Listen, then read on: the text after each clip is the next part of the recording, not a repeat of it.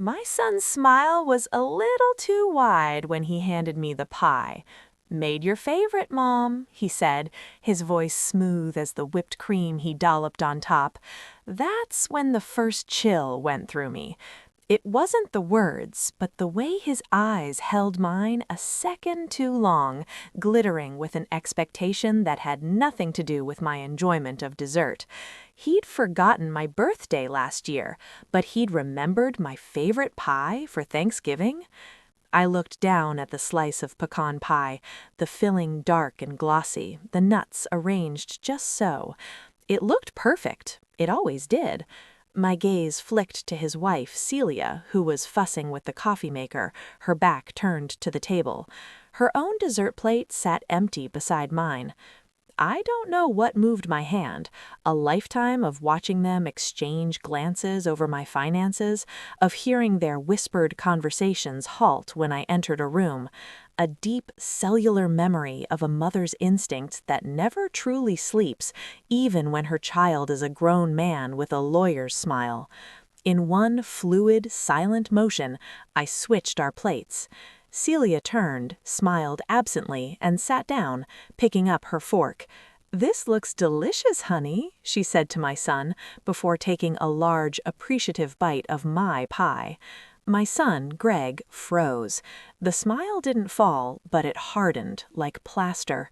"Mom," he said, a strained note in his voice, "I made that one special for you, the one with the extra pecans on the side, see?" He pointed to my now empty plate where Celia's intended plain slice had been. "Oh, this is lovely," I said, taking a tiny, polite bite of the plain pie. It was sweet. It was fine. Greg's knuckles were white where he gripped his own fork. 10 minutes later, Celia pushed back from the table, her face pale. I don't feel well, a bit dizzy." 20 minutes after that, she was vomiting in the downstairs powder room, her breath coming in short, ragged gasps. By the time the paramedics arrived, her lips were tinged with blue.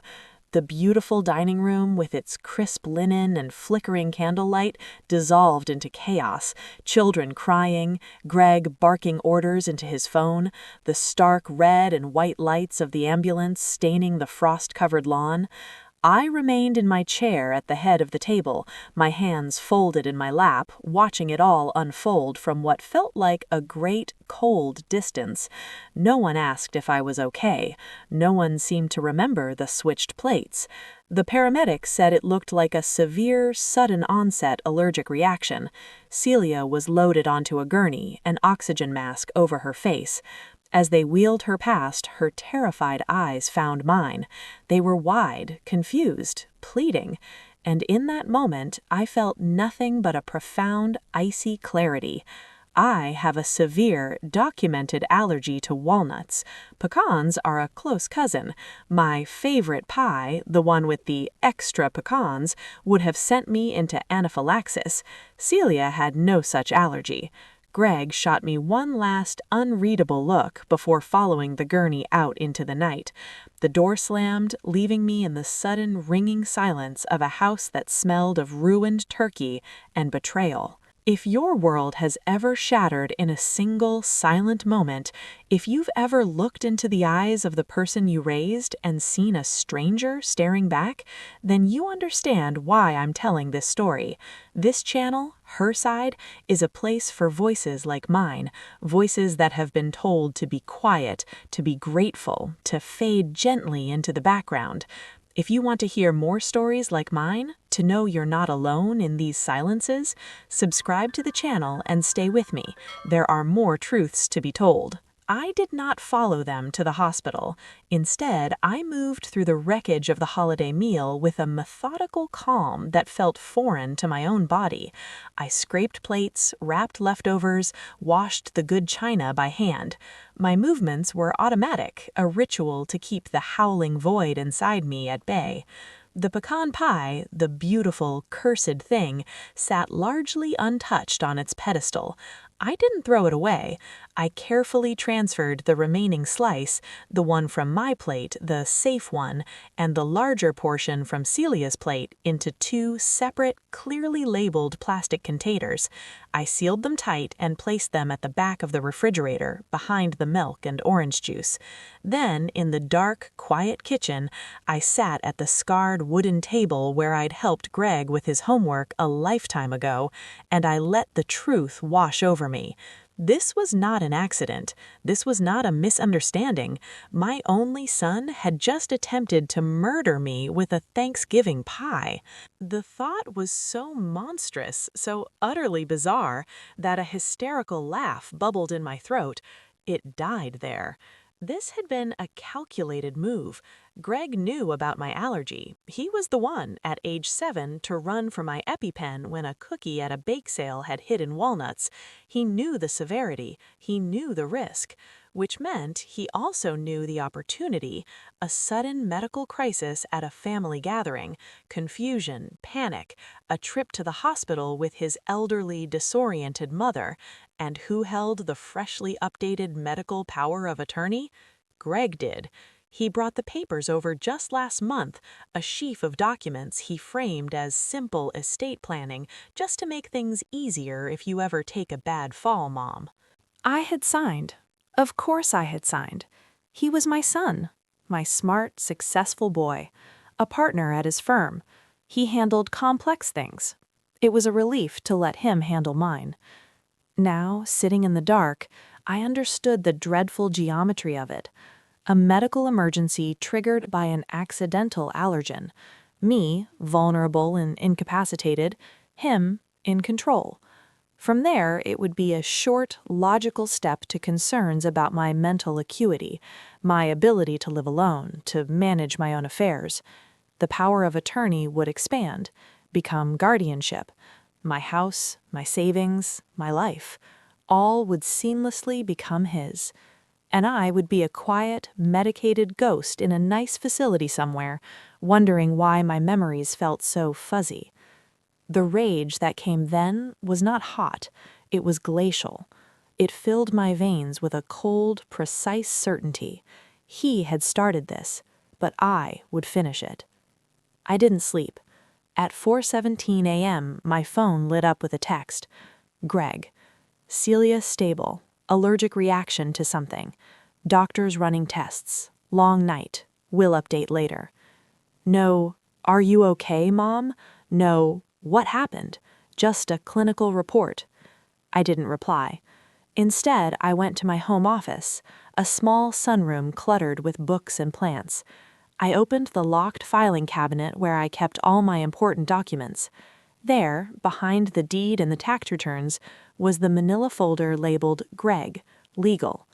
My hands were perfectly steady as I pulled it out. Inside was the power of attorney document.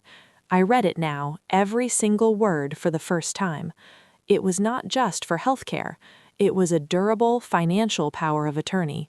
It granted Gregory Allen Wells full authority to manage, sell, invest, and control all my assets, real and personal, upon the declaration of a single physician that I was unable to manage my own affairs due to mental or physical incapacity. The signature line bore my looping, trusting script. The date was October 12th, 5 weeks ago. Beneath it was another document I'd half forgotten, a property transfer form for the lake cabin, the one my husband Jack and I had bought 30 years ago. Greg had said the county was changing the tax codes, and it needed to be retitled for efficiency. I'd signed. The cabin was now listed under Wells Family Trust. I was not a trustee. I sat back, the pages rustling in the silent house. The proof wasn't just in the poisoned pie. It was here, in cold black ink, a pattern of consolidation, a silent coup. As dawn broke, painting the sky in weak watercolors, I made my first move. I didn't call Greg. I called my attorney, Franklin Price. Jack and I had used Frank for 40 years. He was nearing 80, sharper than any razor, and possessed of an old-school loyalty that money couldn't buy. Meredith, he said, his voice gravelly with sleep. "It's 6 a.m. on a Friday after Thanksgiving. This had better be good." "Someone just tried to kill me, Frank, and they've been stealing from me for years. I need to see you today." There was a beat of absolute silence on the line. Then, "My office, 9 o'clock. Bring everything." The minor turn, that first small reclamation of control, came just before I left. I accessed my banking portal online. For years, Greg had helped me by setting up automatic payments and transfers. I scrutinized every transaction. There were the usual bills. And then I saw them. Monthly transfers of $2,500 to an account named GAW Operating Fund. The description read, "Family Support Monthly." It had been going on for 18 months. $30,000. I'd never authorized it. I'd never noticed. My finger hovered over the mouse. Then I clicked Cancel Future Transfers. A window popped up. "Are you sure?" I clicked yes. Then I changed the passwords on every single financial account I had, replacing the familiar ones Greg might have guessed with long, complex strings of characters I stored nowhere but in my own mind. It was a small thing, a digital lock clicking shut, but it was mine. Franklin Price's office was in a venerable brick building downtown, smelling of leather and dust. He listened without a single interruption as I laid it out. The pie, the switched plates, Celia's reaction, the power of attorney, the cabin, the bank transfers. I placed the 2 Tupperware containers of pie on his desk. "Evidence," I said simply. He steepled his fingers, his eyes, magnified behind thick glasses, fixed on the containers as if they were radioactive. "Meredith," he said slowly, "this is beyond the pale. Are you prepared for what this means? Accusing your son of attempted murder and financial exploitation." "He prepared it," I said, my voice flat. "I'm just naming it." He nodded once, a sharp, decisive movement. "All right. First, we revoke the power of attorney. I'll draw up the revocation right now and you'll sign it. We'll notarize it here and send certified copies to every institution you have an account with before the day is out. Second, we file a police report, not necessarily to press charges immediately, that's a complex road, but to establish a formal, time-stamped record of your allegations. Third, we restructure everything. We put your assets into an irrevocable trust with an independent trustee. It's the nuclear option. He cannot touch it, ever, not even if he somehow gets you declared incompetent later. "Who's the trustee?" I asked. "You choose. A corporate trustee from a bank or someone you trust implicitly. It cannot be a family member who might be influenced." A face came to mind immediately. Liza, my niece, my sister's daughter, a forensic accountant, tough as nails, with a heart of gold and a healthy disdain for Greg's pompousness. We'd grown close after Jack died. "Liza Carson," I said. Frank allowed himself a small smile. "Good choice. Call her. If she agrees, we move fast." He leaned forward. "Meredith, he will retaliate. When he finds the money tap shut off and the legal doors slamming in his face, he will come at you. He'll likely try to paint you as mentally unstable, a paranoid old woman. We need to get ahead of that." "How?" "A full, independent psychological evaluation. Voluntarily. We get a clean bill of mental health from a reputable geriatric psychiatrist on record dated now. It's a shield." The weight of it, the sheer clinical horror of having to prove my own sanity to defend against my son, settled on my chest. But Frank was right. "Set it up," I said. I signed the revocation papers. Frank's paralegal began making calls. I called Liza. She listened, her silence growing heavier with each sentence. When I finished, she simply said, "I'll be on the next flight. Don't answer the door for anyone, Aunt Mary." By the time I left Frank's office, the first salvo had been launched. The process was in motion. I felt like a general who had just deployed her troops, knowing the battle was inevitable, but no longer waiting helplessly for the attack. The call came as I was pulling into my driveway. "Greg." I let it go to voicemail. He called again. and again. On the fourth attempt, I answered. "Mom." His voice was tight, controlled, but I could hear the fury vibrating beneath the surface. What the hell is going on? I just got a call from the bank about a password change and a revoked authorization. "I'm securing my accounts, Greg," I said, my tone conversational. It seemed prudent. Prudent? Mom, this is insane. After the terrible scare we just had, Celia could have died, and now you're locking me out? I'm trying to help you. "You helped me right into the emergency room last night," I said quietly. A dead silence. Then a cold, different voice. "I don't know what you're talking about. You're confused. The stress of last night, it's understandable. But this is paranoia. We need to talk. I'm coming over." "No," I said. "You are not welcome here." "Mom." "The conversation is over." I ended the call and turned off my phone. The next 48 hours were a whirlwind of quiet, determined action. Liza arrived, a storm of efficiency in a leather jacket. She hugged me fiercely, then got to work with Frank. The dress documents were drafted. I submitted to a 3-hour psych evaluation with a Dr. Evans, who asked me about current events, memory tests, and my emotional state. I was brutally honest. At the end, she smiled gently. "Mrs. Wells, you are perhaps one of the most cognitively sharp and emotionally grounded individuals I've assessed this year. You have excellent insight and judgment." We had the report by the end of the day. The police report was a more somber affair. I sat in a sterile interview room with a detective named Collins, a woman with kind eyes and a weary expression. I showed her the documents, the bank statements. I told her about the pie. She took the Tupperware containers into evidence. "We'll have it tested for allergens," she said, "but without a witness to him tampering with it and with his claim that it was an honest mistake, a mix-up of nuts, it's a difficult case to make for attempted murder." "I understand," I said. "I just need it on record, a pattern." She nodded. "The financial stuff is stronger. We'll open an investigation into the unauthorized transfers. That's felony theft. And the coercion surrounding the power of attorney could be elder abuse. It's a start." She handed me her card. "Lock your doors, change your locks. People don't like it when you take back what they think is theirs." I did. I had a locksmith come that afternoon.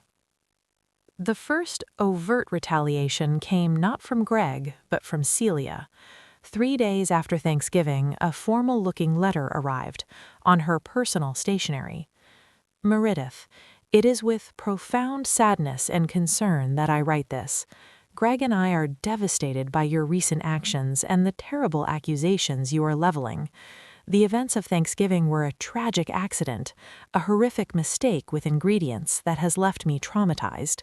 For you to twist this into some malicious plot is not only cruel, but a clear sign of the cognitive decline we have all been worrying about for some time. Your isolation and paranoia are worsening.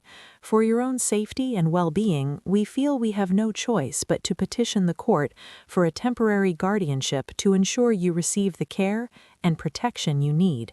We have already contacted Adult Protective Services. Please, for your own good, do not resist this help. Celia." The letter was a masterstroke. It reframed her as the victim and me as the unhinged perpetrator. It laid the groundwork for the legal move they'd always intended, having me declared incompetent.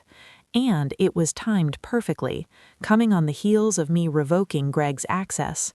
It would look like a reasonable, concerned family's response to an erratic elder. I showed it to Frank and Liza. Liza's mouth was a thin line. It's their opening move. They're going for guardianship. "We're ready," Frank said. He had already filed the irrevocable trust with the county. My assets were no longer mine to lose. They were the trust's. He also had the psychiatric evaluation and the police report. But a guardianship petition, even a frivolous one, is a nightmare. It's public, it's invasive, and it can drag on. The goal is to get it dismissed with prejudice at the first hearing. "How long?" I asked, my voice sounding far away. "They have to serve you with formal papers, then we have a hearing. Maybe 3 weeks. 3 weeks of living under this sword, 3 weeks of waiting for a process server to show up at my door. It was Liza who suggested the counteroffensive. We need to make this too expensive for them, not just legally, but socially, professionally. Greg is a partner at a white shoe firm. His reputation is his currency. What if that currency was suddenly devalued? A plan, cold and elegant, began to form. I wasn't just going to defend myself, I was going to dismantle his weapon. The first part involved my granddaughter Ashley, Celia's daughter from a previous marriage, 16, with her mother's looks but a soul that was entirely her own. We'd always had a special bond. She texted me the day after Celia's letter arrived. "Grandma, are you okay? Mom is saying awful things. She says you're losing it and tried to hurt her. I don't believe it." I wrote back carefully. "I'm okay, sweetheart. I'm safe. What you saw on Thanksgiving was very scary, but it wasn't what it seems. Your mom is being misled. Can you keep your eyes and ears open for me? But only if it's safe." Her reply was immediate. "Always." A few days later, she sent me an audio file, a recording, muffled but clear, taken on her phone from the top of the stairs. Greg and Celia's voices raised in argument. Celia: "I told you it was a stupid, risky plan. You were supposed to make sure she got the right piece." Greg: "How was I supposed to know she'd switch the plates? The old bat never pays attention." "Now she's on to us. The money's gone. And she's lawyered up with Frank Price, for God's sake. He'll eat you alive." Greg: "She's not on to anything. She's a confused old woman. The guardianship petition will work. Once the court sees her raving about poisoned pie, they'll lock her up in a home and throw away the key.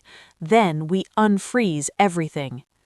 "And what about the police? The pie is in evidence." "It's pie. It proves nothing. My word against hers. And who are they going to believe? A successful attorney or a menopausal hysteric with dementia?" I listened to it 3 times, each word etching itself into my heart with acid. I sent it to Frank. "This," he said, his voice grimly satisfied, "changes everything." But we didn't use it, not yet. We sat on it, let them think they were still in the shadows. The formal petition for guardianship arrived, delivered by a bored-looking process server. It was worse than I'd imagined. It cited erratic financial decisions, revoking the POA, paranoid delusions, the poisoning accusation, and social isolation. It listed Greg as the proposed guardian. The hearing was set for December 18th. The shame was a physical burn. My private family horror was now a public court document. My neighbors would know. My friends would hear. This was part of their strategy, to shame me into submission, to make the fight so ugly I'd give up. I didn't give up. I got angry, and then I got strategic. Liza, with her forensic skills, began digging into Greg's finances. What she found was revealing. His success was a facade. He was leveraged to the hilt. His mortgage was huge, his credit cards maxed, and he had taken out a second mortgage on the lake cabin, my lake cabin, 6 months ago. The GAW operating fund my money was flowing into was covering his margin calls on bad stock investments. He wasn't just greedy, he was desperate. He wasn't a mother to him anymore, he was a liquidity event. Armed with this, Frank and I made our next move. We filed a motion to dismiss the guardianship petition, attaching the psych evaluation, the police report for financial exploitation, and a sworn affidavit from Liza detailing Greg's precarious financial position and its direct correlation to his interest in controlling my assets.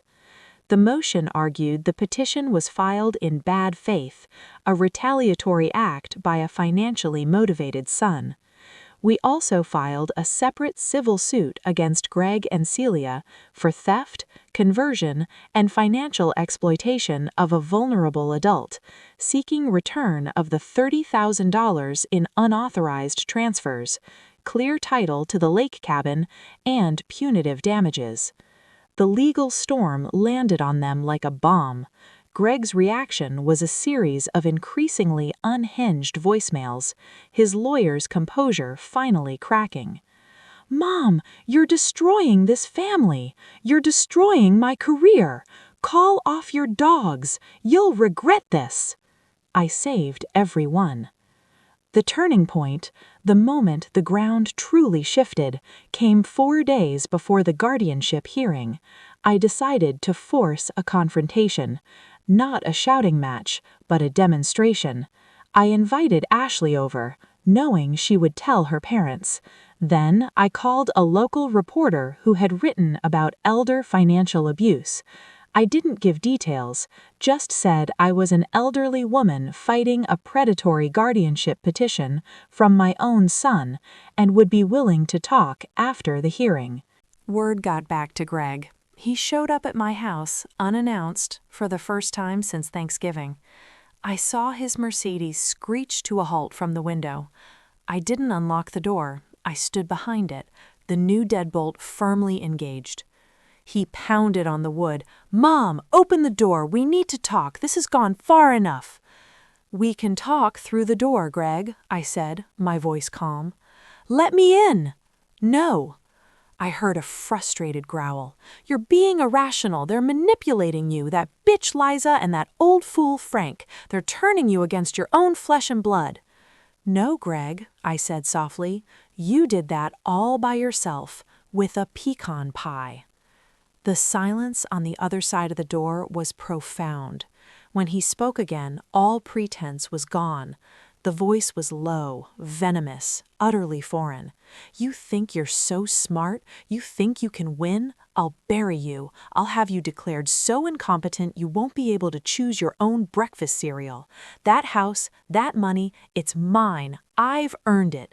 Putting up with you and Dad's boring, mediocre life, listening to your advice, playing the grateful son, I've paid for it in advance. Now give me what I'm owed." Every word was a nail in the coffin of my motherhood. There was no love there, no regret, only a staggering, ugly entitlement. It was the most clarifying moment of my life. "You'll have nothing," I said, my voice like iron. "You are no son of mine. Now get off my property before I call the police and play them the recording of you and Celia planning to have me locked up." I heard a sharp intake of breath. He hadn't known about Ashley's recording. The leverage had just been revealed. He didn't say another word. I listened to his footsteps retreat, the car door slam, the engine roar away. I slid down the door, my back against the solid wood, and finally, for the first time since this began, I wept. Not for him, but for the boy I remembered, the boy who had run for my EpiPen. That boy was gone. He had been gone for a long, long time. The guardianship hearing was a short, brutal affair. Greg and Celia sat on one side of the courtroom with their lawyer, a sleek, expensive-looking man. Frank, Liza, and I sat on the other. The judge, a no-nonsense woman with a steely gaze, reviewed the filings. Greg's lawyer argued his case, a concerned son, a mother's sudden, dangerous paranoia, erratic behavior. Then Frank stood. He presented the psychiatrist report. He presented the evidence of the unauthorized transfers and Greg's financial motives. He described the Thanksgiving accident, and then he played the audio file. Greg's voice clear in the quiet courtroom. Once the court sees her raving about poisoned pie, they'll lock her up in a home and throw away the key. The color drained from Greg's face. Celia looked at the floor. Frank finished. "Your Honor, this petition is a malicious retaliatory fraud designed to strip a competent woman of her rights in order to access her assets and cover up felony financial exploitation. We move for dismissal with prejudice and for sanctions against the petitioners." The judge didn't need to deliberate. She looked at Greg with open disgust. Petition dismissed, with prejudice. Mr. Wells, Ms. Renfield, consider yourselves fortunate that Mrs. Wells has not yet pressed criminal charges. I am referring this file to the District Attorney's Office for review of the financial exploitation allegations. Court is adjourned. It was over, in 15 minutes. Greg stood up, his face a mask of pure, unadulterated hatred. He looked at me, and in that look, I saw the end of everything. There was no path back, no forgiveness, only a cold, permanent war. He strode out of the courtroom without a backward glance. Celia scurried after him. I sat there trembling with a surge of adrenaline and profound exhaustion. We had won. I was free. But the cost was my son.